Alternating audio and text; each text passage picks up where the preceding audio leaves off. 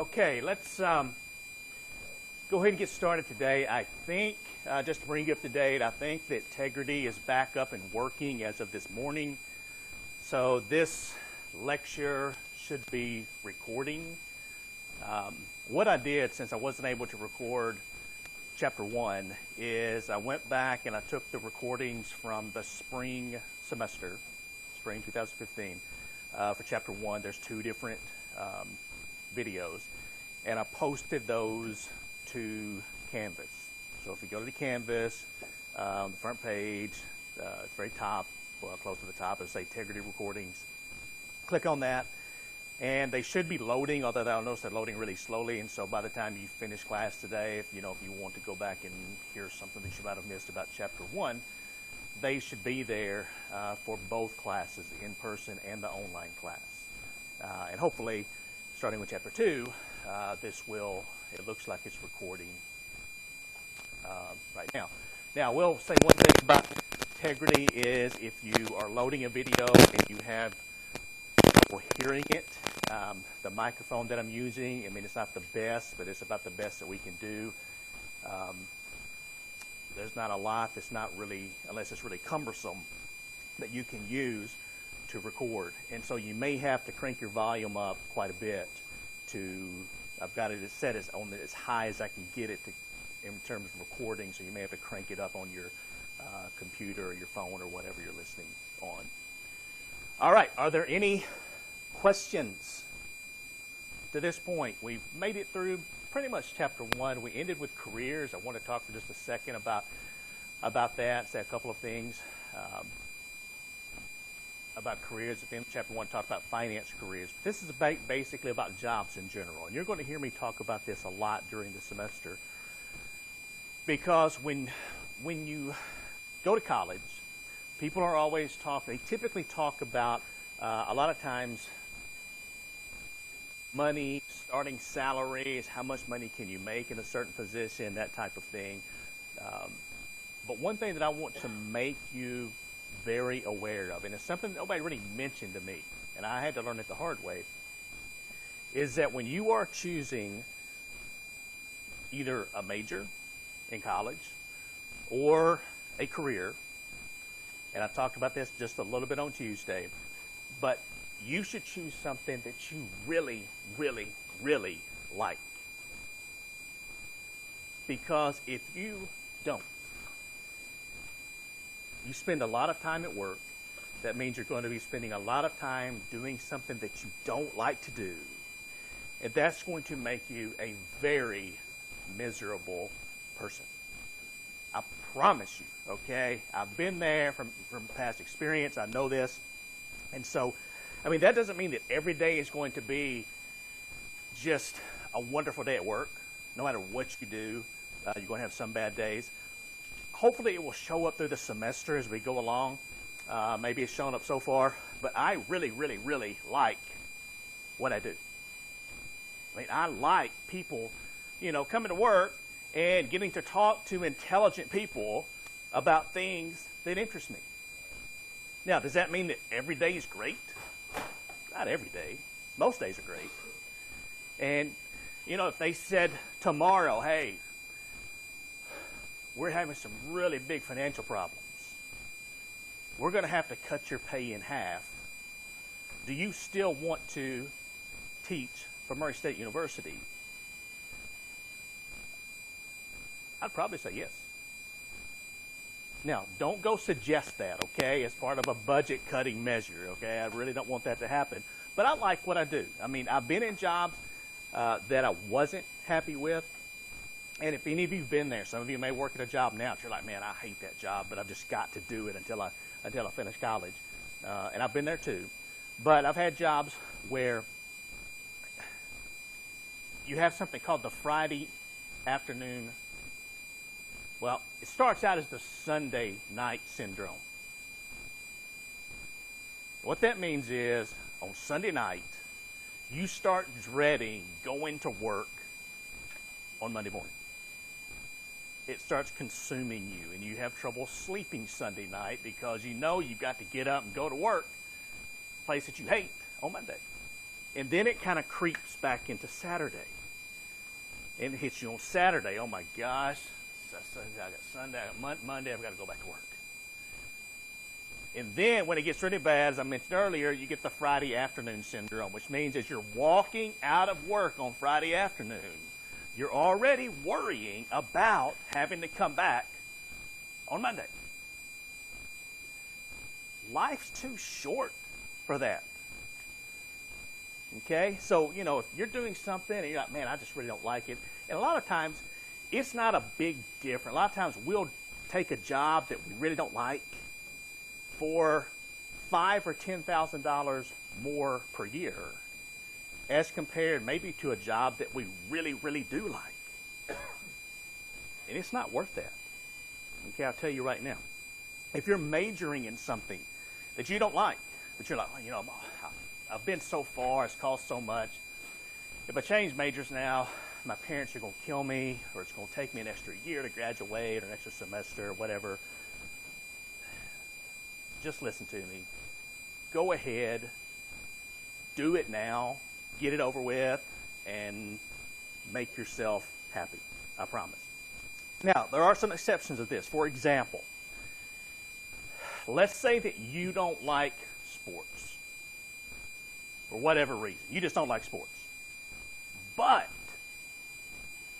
you're really good at sports. You can throw a 102 mile per hour fastball all day long.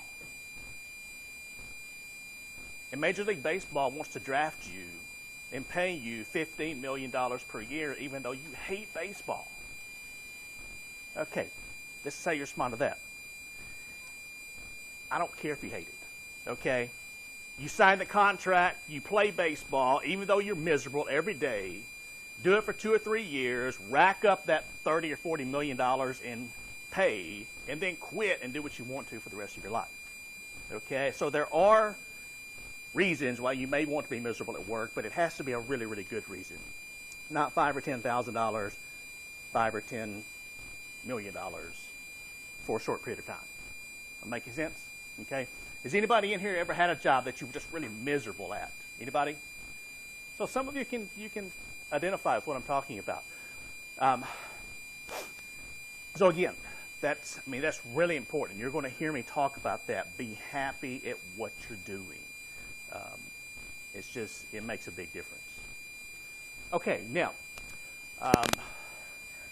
we're moving into chapter 2. And in chapter 1 was kind of an introductory chapter of finance and what it consists of. In chapter 2, we're going to look at the sort of the operating environment of a corporation. So just, again, sort of some background information. And we're going to be jumping around in chapter 2 talking about things like financial institutions because corporations, non-financial corporations, deal with financial institutions on a daily basis. We're going to be talking about financial markets, which have been making the news a lot lately in terms of the stock market and what's been happening. We're going to talk briefly about corporate taxes and corporate taxation. That's something that I try to stay away from as much as possible, but it's something that corporations have to deal with, so I want you to understand it. And then when we actually move into chapter 3, that's where we're actually going to start doing some calculations. So we won't get to chapter 3 until next week, but if you would, be sure to bring a calculator when we start chapter 3 because you will be doing some calculations and helping me out as we go through chapter 3. All right. And so this basically is what I just told you, that we're going to be talking about the operating environment of a corporation. And again, corporations deal with financial institutions, financial markets, taxes. Whether you like them or not, they're there. So we have to understand them. We have to know how to make the most of them. And what the hell is that racket? Is there a small animal trapped in? Wow. That's kind of like a fingernails on the chalkboard kind of sound. Okay, we'll just try to ignore that and move forward. All right. I get the recording working, and now we've got some kind of, I don't know what kind of sound that is. All right. Now, first thing we're going to talk about, financial institutions. it starts out with a definition of a financial institution. It says a financial institution is a financial intermediary. They take the savings of individuals, businesses, and governments and turn them into loans and or investments. So essentially what a financial institution does is it takes excess money that you might have or that a corporation might have or that a government might have, and they take it from you, and in exchange for that, they're going to pay you interest, typically. And they're going to take your money, they're going to be using it, and they're going to then loan it out to people who need money or to governments who need money or to businesses who need to borrow money. And if they don't have loans, then they simply invest the rest of the money. And this talks about, who are the key suppliers and demanders of funds. So here's our individuals, businesses, and governments. And it says financial institutions are part of the operating environment of non-financial corporations in our personal financial lives. And the question here is, and you know this, what are some examples of financial institutions? Following the definition of they take excess money and turn it into loans and or investments. Bank's always the first one mentioned. That's exactly right. So a bank is an example of a financial institution. What else? Okay, so some loan companies will fall in that category. That's true. What else? What? 401. So some investment companies like a mutual fund company that you could use for your 401k would work. Okay. What else? What about an insurance company? Insurance companies take excess savings, we'll talk about this in a minute, and turn them into loans or investments. Mutual funds, pension funds. I mean, there's lots and lots of different financial institutions that fall into the definition that we have here. Now, let's talk about these for just a minute, kind of how these work. A lot of you are familiar with this already. For example, how many people in here have an account at a bank, some kind of account? So a lot of you, most of you do. So you've got a checking account, a savings account. Maybe you have a loan that you've obtained from a bank. Now, the way a bank works is really simple in its most basic form. What happens is you take money to the bank and deposit it. So you put it in your checking account, your savings account, maybe a certificate of deposit, maybe a money market account. The bank then will pay you interest because they're using your money. And they're going to take your money and they're going to then make loans with your money to people who need to borrow money to buy a car, to buy a house, personal loans, whatever the situation may be. And then if they can't loan out all the money, which typically they can't, then they're going to invest the rest of your money and purchase normally government-issued bonds. So Treasury bonds, State of Kentucky bonds, Murray State University issued bonds, whatever the situation may be. So that's a pretty simple process. They take in your money and then they loan it out. Now, it can get more complicated than this. Okay, now what I do, I teach the banking classes, or most of the banking classes here at Murray State. And actually, we're starting, it's going to be kicking off in the spring semester, where you can get a degree in finance with a concentration in commercial bank management. So it's a brand new degree that we're offering. And we're adding a couple of additional banking classes to our mix of classes. So if anybody's interested in the banking profession, that would probably be a really good way for you to go, is in that direction. Now, when you deposit money in your bank, do you worry about the safety of your money? Most of you are saying no. Why not? It's insured. Who insures it? FDIC. What does the FDIC stand for? That's right. Federal Deposit Insurance Corporation. So, yeah, all of you are together are right, okay? That all fits together, right? Federal Deposit Insurance Corporation, FDIC. So you see that plastered everywhere at your bank. FDIC insured up to, and now it's up to $250,000, which means if you have up to $250,000 in the bank, that if the bank goes out of business, your money is safe. As a matter of fact, it's become so seamless that if your bank does shut down because of bad decisions that it's made, you probably won't even notice a difference. It'll close on a Friday, it will open back up on a Monday, and they might not even, you don't even know the difference. Okay, your money is there. Now, if you do have more than $250,000 deposited, you could possibly lose the excess. It doesn't happen very often, but it has happened occasionally. So I guess what I'm telling you is if you happen to have $250,000 or more than $250,000 in your bank, you may want to go down there this afternoon and take some of it out and put it in a different bank. Okay, you can kind of spread it out because you have $250,000 of insurance per bank, not per account. Okay? Do you have a question? I was going to ask that. Is that per account or per bank? It's per bank. Now, depending on how you name the accounts and have them set up. For example, if there's a married couple, you can have one account for one person, one account for the other person. You can have one person's name first with the other one second. You can have the other person's name first with the other one second. So you can have it set up so that you are covered for more than $250,000. But it's in the naming of the accounts and who's the primary account holder, who's the secondary account holder, and that kind of thing. All right, so you've got your money in your account. You're not worried about it. What type of interest are you currently earning on your bank accounts? Are you getting rich on the high interest rates? No. Why are interest rates at banks so low?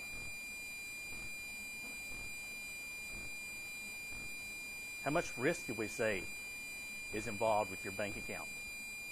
How much risk are you taking? We just said if you've got your money in your bank, there's basically no risk whatsoever. If the bank shut down, guess what? You don't lose your money as long as you have less than $250,000 in there. If the bank, wait a minute, here's another situation. Oh, I forgot about this one. What if, I mean, we don't want this to happen, but what if somebody walks in and robs your bank this afternoon? And you had just put $200, you handed it to the teller to deposit, you just walked out, a few minutes later somebody walks in and robs it, they take your $200 that you just handed the teller. Is that a problem? Is your money gone? Why not? FDIC insurance. So basically, I mean, there's almost nothing that can happen to your money while it's in a bank. That means there's very, very, very little risk, which means you're going to earn a very, very, very small amount of interest because there's no risk. And that's one of the things that we'll talk about through the semester is what's called the risk-return trade-off. If you want to earn a higher rate of return, you have to take more risk. If you want to earn a low rate of return, then you can take a very small amount of risk. Now, does anybody, you watch Western movies, old Westerns, and in Western movies, a lot of times a bank gets robbed. That's just one thing that happens in Western. The bank gets robbed. Now, back in the 1800s, even the early 1900s, if a bank was robbed, what typically would happen is the local law enforcement agency would put together a group of people, they put together a posse, and they would go try to chase down the bank robbers. Do we have to do that today? Why is it different between then and now? You've already given me this answer about 4 times. FDIC insurance. FDIC insurance didn't come into play until 1933. So that's why back in the 1800s, early 1900s, in all these Western movies, if your bank gets robbed and somebody leaves with your money, guess what? Your money is gone. There's no FDIC insurance. Unless you track those people down and actually physically take your money back, it's not there anymore. Okay, so your life savings could be stolen and you don't get it back. But that's one of the improvements that we've made in our banking system over the last little over 100 years is FDIC insurance. And that's a huge stabilizer when it comes to our banking system. Because one of the questions that is often asked is, do we actually have to have banks? Are they necessary for us to live productive lives? What's your opinion? Do we have to have banks? I think for most people it's just like more of a convenience, especially now a lot of people put like debit cards and have this big like you're not cash anymore. I think they're more necessary for businesses because it's easier like you can do a check, you deposit the Okay. That's a really good answer. They're convenient. And I'll give you an example of this. Let's say that I have some excess cash that I'm thinking about putting in my bank, but I call the bank and say, what are you paying on your savings accounts? And the bank tells me they're paying 0.2 of 1%.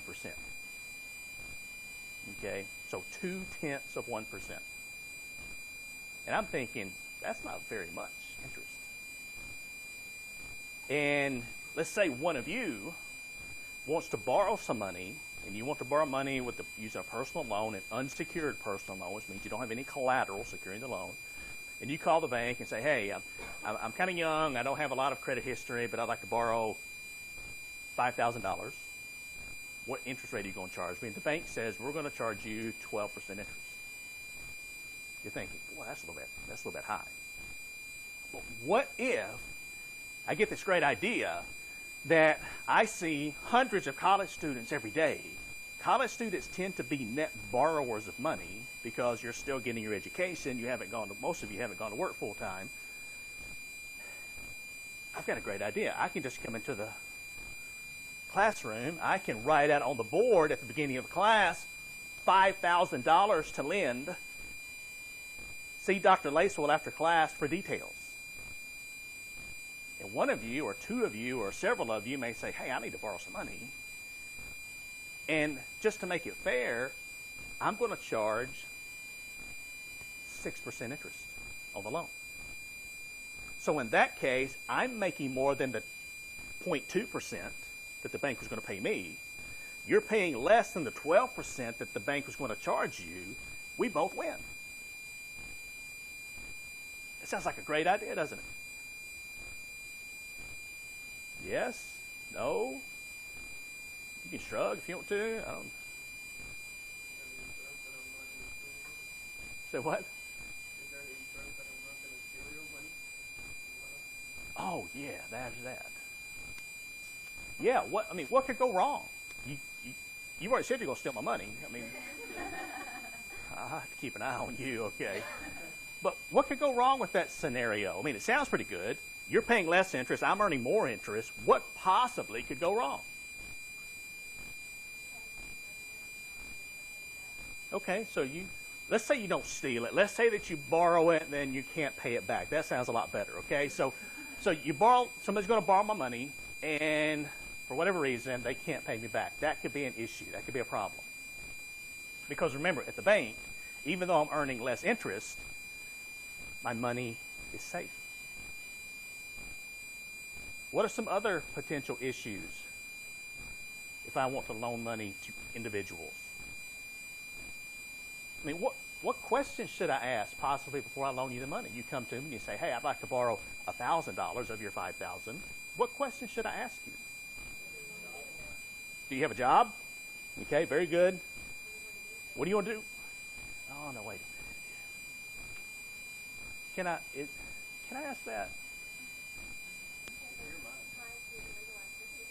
Isn't that a little bit nosy, though? I mean, there's privacy issues. I mean, can I ask that? Somebody said banks do.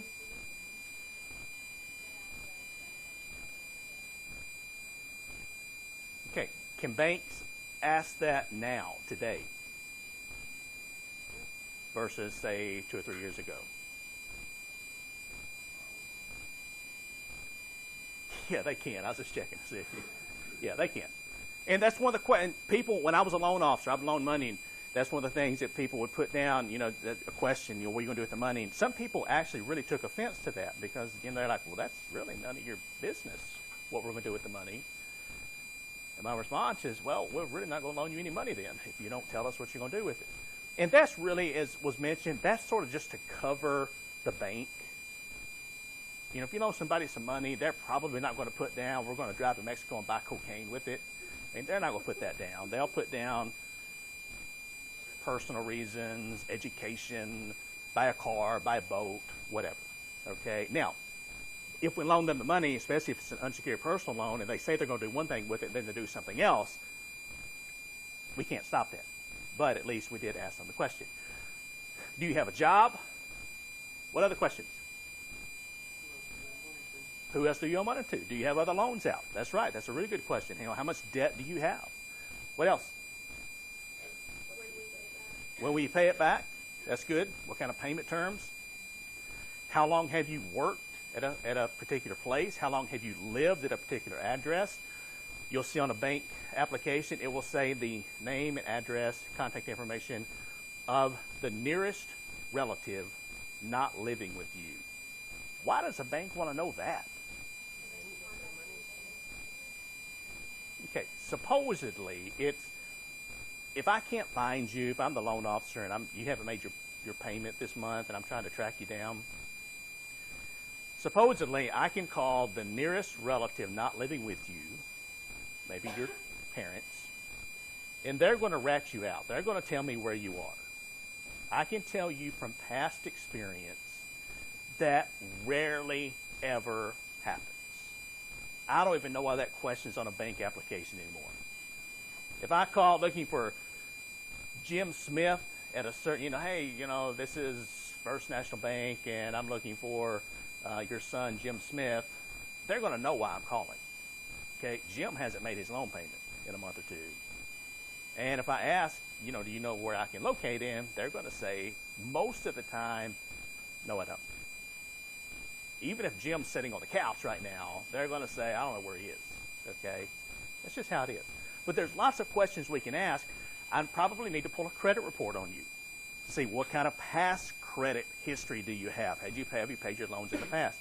And just as a personal note, some personal financial information, there are lots of things that go into your credit report and your credit score that you may not think about. For example, making your cell phone payments on time. Cell phone bills, very important.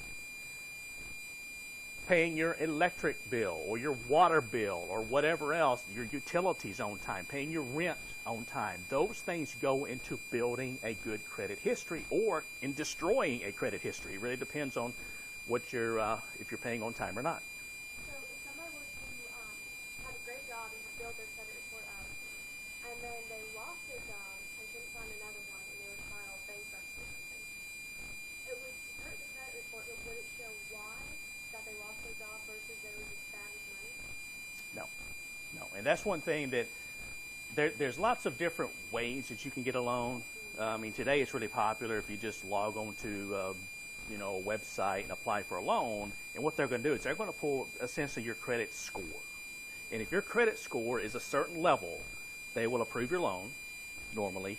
If it's below that level, they're going to deny your loan. And this is where some of the smaller, more local banks come into play.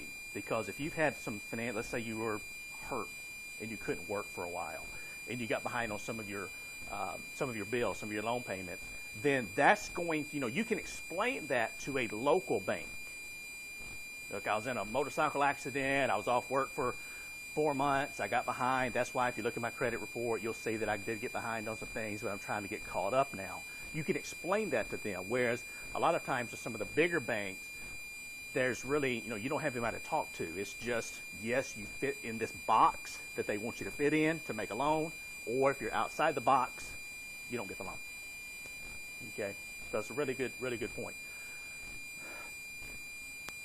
Okay, so we can see this, loaning money to people, it sounds pretty good initially, but there's a lot of problems. And then if you don't pay me back, I've got to start tracking you down. Okay? And so that's why banks tend to be what's called a financial intermediary. Or another name for this is they are what's called a delegated monitor. So when you put your money in a bank, you are delegating the monitoring of your money, the safety and soundness of your money, to that bank. If they screw up, that's on them. Okay, you have FDIC insurance. But in exchange for that safety, they're going to pay you very little in interest as compared to if you make a riskier investment, such as investing in the stock market. The stock market is much riskier than putting your money in a bank, and you can make more money, or you can, as we saw in the last few days, lose more money. Whereas with your bank, that's typically not a possibility. And then you need to know that financial intermediaries are a form of indirect financing. So the financial institution is the middle person. You've got the person with money, the person who needs money, and the financial institution in the middle. So they're the middle person. And then these are some of the benefits: reducing costs, reducing risk, divisibility of funds or pooling of funds, financial flexibility, etc. And this answers our question of, do financial institutions or intermediaries make our lives easier? Well, they do. They're there for our convenience. Plus, I don't think we want to go back to the days of a barter system where, you know, I'm trading my financial knowledge to you in exchange for 3 dozen eggs or whatever. I mean, that's just kind of cumbersome. We don't want to go back to that. So they do make our lives much easier.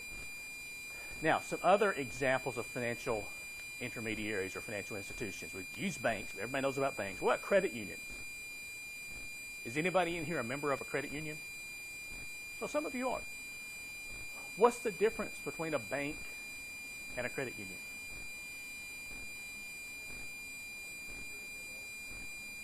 Okay, maybe easier to get a loan. Okay. Do they look pretty much alike? If you walk into a credit union, you look around, you're going to see some tellers. You're going to see a customer service person. You may see a loan officer.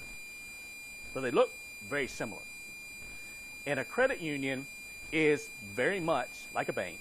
The only difference is a credit union is what's called a not-for-profit corporation. So a credit union is not a corporation. It's not there to make a profit. It's there for the benefit of its members, which would be you. And because it's there for the benefit of its members and not to make a profit, they typically charge less interest on loans, and they pay typically a little higher rate of interest on deposits, which is a good thing. I mean, there's nothing wrong with the credit union. They're good. They're really good to do business with. One of the things that a credit union has to have happen. So if you're going to be a member of a credit union, then there has to be some type of relationship between the customers. So if you're a member of a credit union, what credit unions are you members of? Okay, and so to be a member of that credit union, or there's what qualifications are there? You have to live in a certain area, or okay. Typically there's some type of relationship among customers. For example, everybody works at the same place. Murray State's got a credit union, Murray State Federal Credit Union. If you want to be a member of that credit union, you work at Murray State, you can join. Sometimes you live in the same county, or you maybe it's a military credit union where everybody's a member of a certain branch of the military.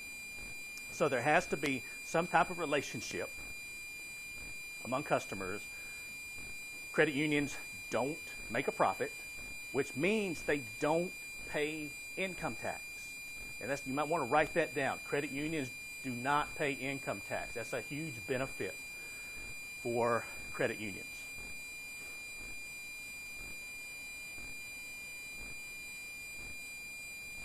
And what that means is banks, which are very similar to credit unions, banks really don't like credit unions that much. They're competitors of banks, especially small banks. Because banks are corporations, they have to pay income tax. Credit unions don't, which gives them a little bit of an unfair advantage. credit unions, their argument is, look, we're small compared to other financial institutions. We're just a small fish in a big sea of money. So just leave us alone. Let us do our thing. Okay? And there's always bickering and lawsuits and that type going back and forth. What about insurance companies? How many people in here have car insurance? Isn't it fun to pay car insurance? I love it. I love paying car insurance. Now, by the way, I was going to show you this. If you go buy one of the financial calculators, and there may actually be they may look different now. This is the basic Texas Instruments BA2 Plus. It's the one I said you can buy for about $30 at Walmart. And so this is what it looks like. Okay, so if you're looking for it, I mean, it might have changed some, but this is basically what it looks like. If you want a little bit nicer model, this is the BA2 Plus Professional Edition. Okay, so it's going to cost you more money. It's got a few more bells and whistles, but you don't need it for class. But if you like the nice brushed chrome finish on it, the brushed chrome plastic, you can buy this one, and it'll do everything you need to do, just like this will. And if you're a finance major, an accounting major, or if you're going to take more finance classes at some point, either one of these would work. I would suggest this one to save you money, unless you just really want this one. Okay, so, but if you go buy this calculator at Walmart, and they charge you $30, and there's somebody in line behind you buying the same calculator, how much are they going to charge them? $30. Okay, but if one of you are paying car insurance, let's say for a 6-month period, is the person sitting next to you going to pay the same amount of car insurance? Probably not. Why not? Because what?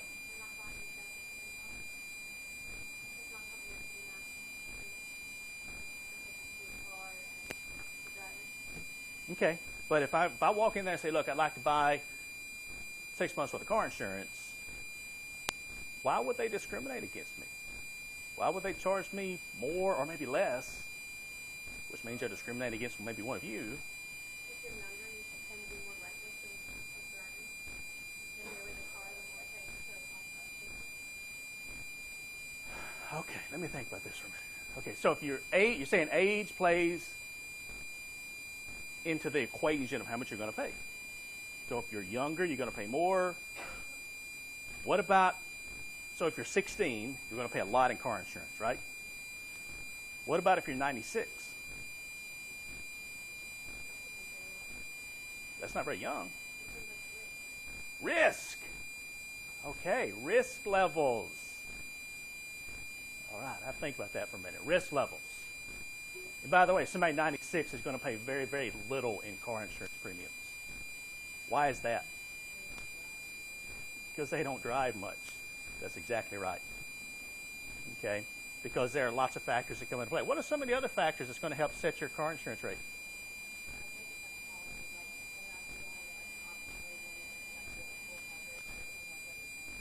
Okay, so you can, if you just have liability, then that's going to cost you less than if you have full coverage. So that's true.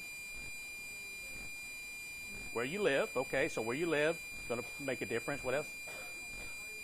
What kind of car you drive. Okay, so what if I drive a 2015 Corvette convertible? Is that going to be expensive? Oh, so a convertible makes a difference. It does. Okay.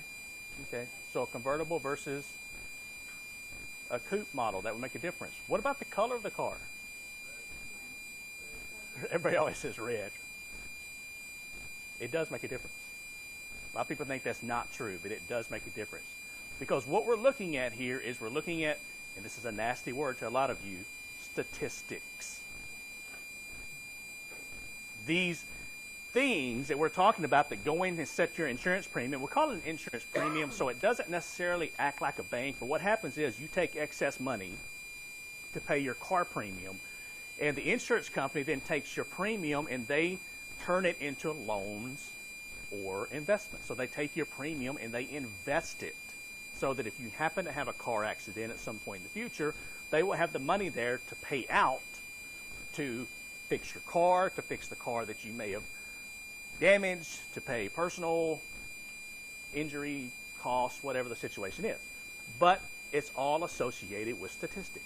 So has been statistically proven that people who drive red cars tend to have more accidents and drive faster than people who drive, say, a white car or a silver car. Okay? People who drive convertibles, and of course, it also goes into how much does it cost to fix the car. So if you've got a 2015 convertible Corvette, it's going to cost a lot if you wreck it compared to a 2004 F-150, whatever the situation is. What else goes into this? What other differences are there?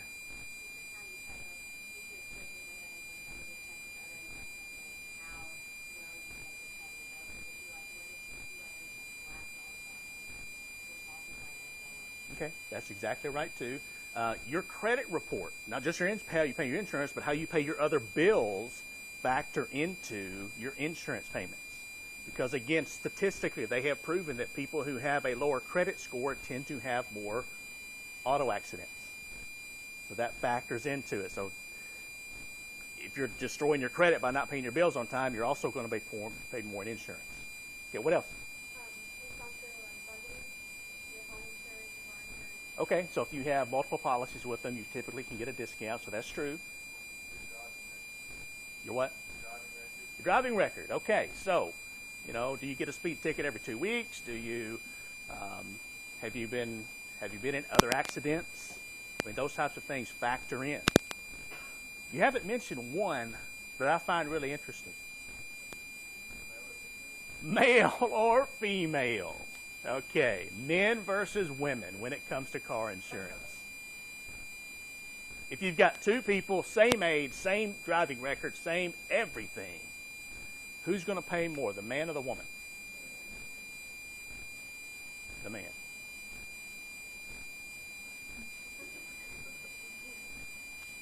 Now, somebody please explain that to me.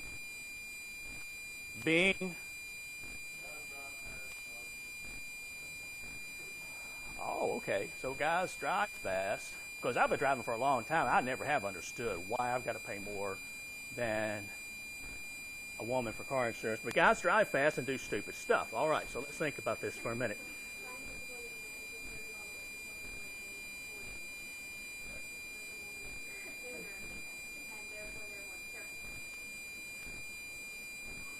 Ooh, guys, you guys better grow up. I mean, seriously. Okay, I'll get to that in just a minute, okay? Let's go back up here. You said drive fast and act stupid. Is that right? Okay, that's true. I mean, it's true, okay? I've been there, okay? I know. Who are guys driving fast and acting stupid for? Yeah, a lot of times it's a girl, okay? They're trying to show off. Who drives the most typically? Who tends to put more miles on their car per year? Men typically put more miles on their car, okay?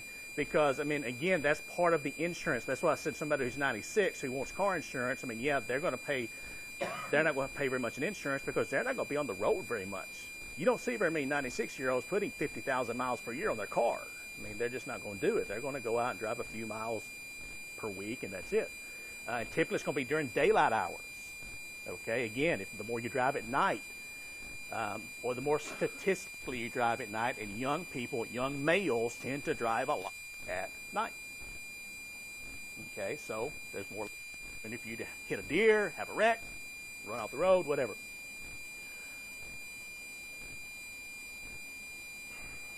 Let's see, how can I say this in a nice way? I don't want to offend you ladies. You all look very nice, okay? I'm sure you're all very good drivers. All of you. But guys, I mean, you got to do something about this. I mean, I've suffered through this for a long time. Like I said, I'm 47. I've been driving since I was 16, so I've been paying high car insurance rates for 31 years. Man, it's just got to stop. Who tends to drive on a date? I mean, I don't know these days. Guys or girls tend to drive? You meet places? I don't know. What happened? How's it work? Do you date? You're asking this is college kids who mostly live on campus or home. Okay. Okay. Well, let's say somebody happens to be driving. Okay, who's going to drive? More likely. The guy. Oh, really? The guy still drives. Okay, I'll just check it. I mean, it's been a long time since I've dated, so I'll just check it. Okay. Well, I'll tell you what you can do. Guys in here, if you want to stand up for yourself. What's this? Today's Thursday. So I'm sure if you're making plans for the weekend, you'll probably be talking to that special lady. I probably should say that special someone, but that special lady, maybe tonight or tomorrow. And when you're talking to her, if she says, hey, why don't you pick me up Saturday night around 8 o'clock? It's time for you to make a stand. And you just tell her, hell no, I'm not picking you up. I want you to pick me up Saturday night at 8 o'clock. And by the way, you can pay for stuff too on our date. Now, I can't promise you how the future of your relationship is going to go after this.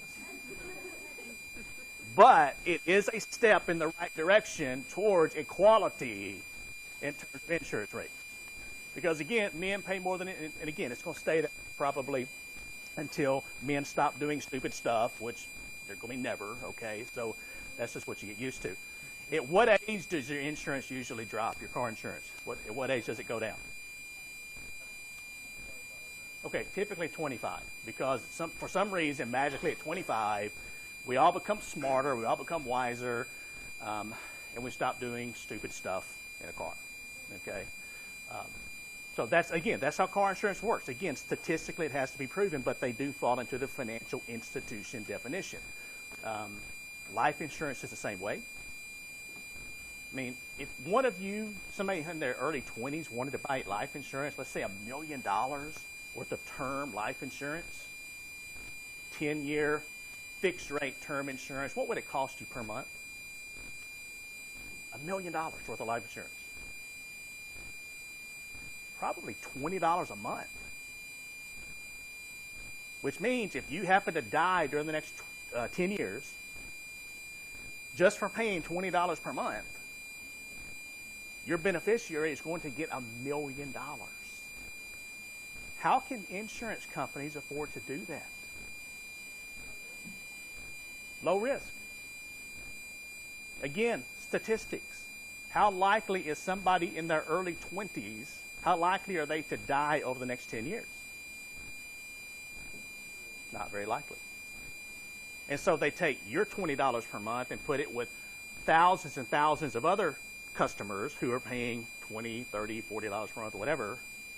And if somebody does happen to pass away during that time, then they have the money that they can pay out to the beneficiaries. And they, again, have to have enough left over to make a profit. Now, the thing with insurance companies is when it comes to things like life insurance or car insurance or homeowners insurance, what they do is, again, they pay people a lot of money to statistically tell them how likely you are to have a car accident or how likely you are to have a claim on your homeowner's insurance. And what really hurts insurance companies is not if you have a car accident, okay? One of you has an accident here, they can pay for that, it's not a big deal. But when they have these mass claims, for example, a hurricane, that's what really, really hurts insurance companies. Because it's not just one house being damaged, it's thousands of houses being damaged at the same time, and they got to pay for all of that. Okay? So again, statistically, they know how likely you are to have a car accident. So let's say it's every 2.6 years. So they've got it down, I mean, really to the T, how likely it is and what it's going to cost to fix your car. So if you go for more than 2.6 years and not having an accident, the insurance company essentially wins, for lack of a better term. If you have an accident before that, then they essentially lose because they've got to pay out before they thought they would. Now, the thing is, if you have too many accidents, what's the insurance going to do? What's the company going to do? They're simply going to cancel your policy. Okay? I mean, it's not like they're going to sit there and negotiate with you. They're just going to simply cancel your policy. They're going to start raising the rates. But then, after so many accidents, they're just going to cancel your policy and say, hey, we're done with you. Go somewhere else. Okay? So, essentially, they're holding the best cards in this situation. All right, but that's how different financial institutions work. And there's lots of different ones. They do different things, but essentially they make our lives easier. They make corporations' lives easier, and that's sort of how they all fit together.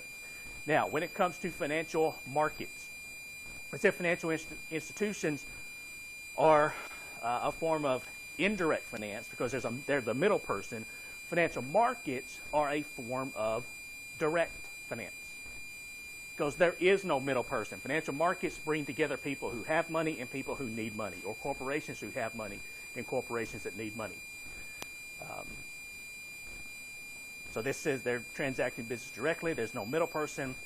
And when it comes to defining a financial market, there's lots of different ways, lots of different types of financial markets. Most of you are familiar with what we call the stock market. At least you've heard of it. You may not know how it works, but you've heard of the stock market, and that is an example of a financial market. But we can define financial markets in lots of different ways. Okay, so this is simply saying what we just talked about, so I'm going to skip past this. We can define these, by different categories. For example, the maturity of the instruments that are bought and sold on a financial market. That's one way that we can do it. So here's money markets versus capital markets. Money markets are where short-term financial instruments are bought and sold. So things like treasury bills, Fed funds, these are very short-term in maturity, and they're very, very liquid.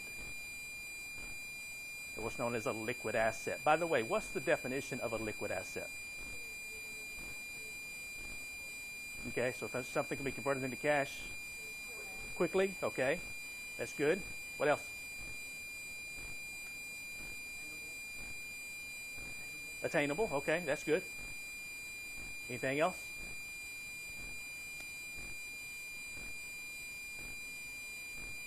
Okay, I mean, I agree with that. That's exactly right. It's an asset that can be converted into cash quickly.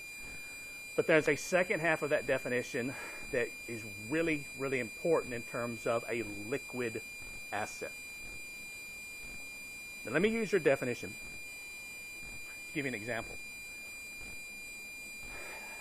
Let's say that this morning I drove up to the business building. What was I driving? I had a 2015 convertible Corvette. That's what I use in the insurance example. Let's say I drove that to school today. It's completely paid for.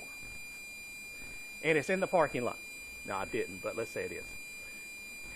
And the title's in the I was going to say the glove compartment. I don't know if Corvettes have glove compartments, but the title's in the car somewhere.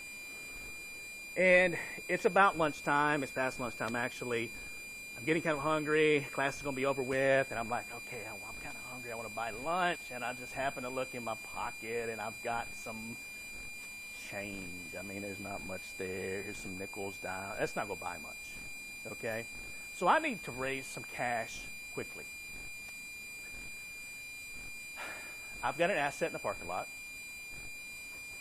a $70,000 car.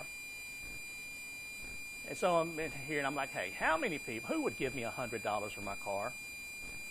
Right now, you can buy it, $100, cash. Okay. Some of you are going to try to hurt each other trying to get to me with $100.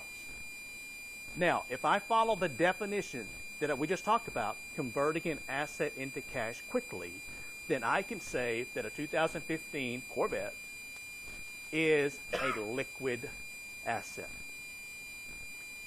And it's probably not. Because there's a second part of the definition of a liquid asset that's really, really important. A liquid asset is an asset that can be converted into cash quickly without a significant loss of value. That second part's really important. Because if I sell my Corvette for $100, I've lost a lot of value. Okay? Could I sell it eventually? Yeah, I could. But it may take, I don't know if a lot of people, who are going to have 70 grand to buy a car, it may take a week, a month. I may have to advertise it in Nashville or Memphis or St. Louis to get close to what it's worth. Okay, so remember that definition of a liquid asset. So things like T-bills can be sold very quickly without a significant loss in value. Fed funds can be sold very quickly without a significant loss in value. Then we have long-term or capital market instruments. So these are things like stocks and bonds. They tend to be long-term. Some are liquid, some are not so liquid. It really depends on the specific stock or bond. Then you can have debt markets versus equity markets. Debt markets implies you're borrowing money. Okay, so things like fixed income securities, such as bonds. Bonds are sold in debt markets. Equity markets are where stocks are bought and sold. Equity implies ownership. So we're going to talk about bonds in Chapter 6. We're going to talk about stocks in Chapter 7, and we'll get deeper into those. Okay, we can have I think this is the next one, primary versus secondary markets. Now what we're doing is we're kind of taking for a debt market or an equity market, and we can actually go further down into that.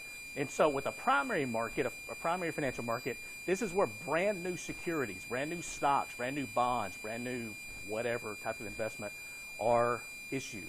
And then in a secondary market, this is where previously owned, or what we would call used, or sometimes some people say seasoned securities are bought and sold. And some examples of this, the New York Stock Exchange is an example of a secondary market. And it's also called, and you need to know this, the New York Stock Exchange is called an organized exchange. The reason is you can go and stand on the floor of the New York Stock Exchange if you have the proper security clearance, and watch stocks being bought and sold. There's also something called the NASDAQ Stock Exchange, NASDAQ. Can anybody tell me what the letters, they just call it the NASDAQ, but can anybody tell me what the letters NASDAQ stand for? That's a good shot. That's not actually the start. What does N normally stand for? National. Okay, we're doing good. National Association. Okay, good. Good. National Association. Yeah, we're implying the of. It's there. Okay, keep going. Well read. Okay, that's very good. All right. And that's true. That's what it is. National Association of Securities Dealers Automated Quotations. So essentially the NASDAQ is what's called an over-the-counter exchange, an OTC exchange. What that means is it's simply a series of computers that are linked together where stocks are bought and sold. So if you go to the NASDAQ stock market in New York City and you walk by the storefront, and it looks pretty impressive, got NASDAQ, and it looks like there'd be a lot going on behind the door. So when you open the door and go in, you can watch T-shirts being sold and coffee mugs and other NASDAQ souvenirs because there's no stocks being bought or sold there. Okay, it's all being done via computers through a linked network. Whereas if you go into the New York Stock Exchange, you can still, even though a lot of it has left the floor and gone electronic, you can still watch people buying and selling stock. Okay, not near as many as you used to, but you can still see some of them. Okay, so different types of financial markets. All right, let's see. Yeah, this is a good place to stop. Okay, For Tuesday, we're going to continue with chapter 2. So if you would, be reading chapter 2. We'll finish that on Tuesday. And then we'll just, as we finish that, continue into chapter 3, 3 and 4, and then first test. But the first test is way on down the road, okay? So just be reading the second chapter. Have a good weekend. Be safe, and I will see you back here on Tuesday.